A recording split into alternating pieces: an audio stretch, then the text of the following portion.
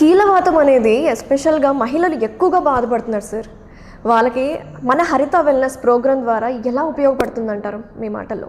కీళ్ళవాతం కిందకు వచ్చే కంటే మనము ముఖ్యంగా మహిళలు అని మీరు అన్నారు కదండి. మహిళల్లో ముఖ్యంగా కీళ్ళవాతం రావడానికి ఎక్కువ అవకాశం ఉంటుంది.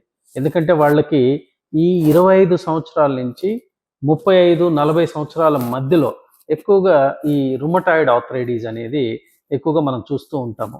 ఇది మనకు ఎక్కువగా మహిళల్ని ఎందుకు టార్గెట్ చేస్తుంది అంటే వాళ్ళ హార్మోనల్ ఇంబ్యాలెన్సెస్ ఏదైనా ఉన్నా, లేకపోతే వాళ్ళలో స్ట్రెస్ లైఫ్ ఎక్కువగా ఉన్నా, లేకపోతే వాళ్ళలో యాంగ్జైటీ ఎక్కువగా ఉన్నా, ఇలాంటి వాటిని అన్నిటి కలిపి మనకు ఆటో ఇమ్యూన్ డిసీజ్ లాగా మనకు ఈ ఇమ్యూనిటీలో కొన్ని తేడాలు రావటం వల్ల ఈ కీళ్ళవాతం అనేది మనం ఎక్కువగా చూస్తుంటాం. దీనికి వచ్చే కొద్దికి ట్రీట్మెంట్ విధానం వచ్చే కొద్దికి మనము ఇంగ్లీష్ మెడిసిన్ విధానంలో స్టెరాయిడ్స్ వాడటము, పెయిన్ కిల్లర్స్ వాడటము, ఇలాంటివి ఎక్కువగా మనము వాటి మీద ఆధారపడి ఉంటారు.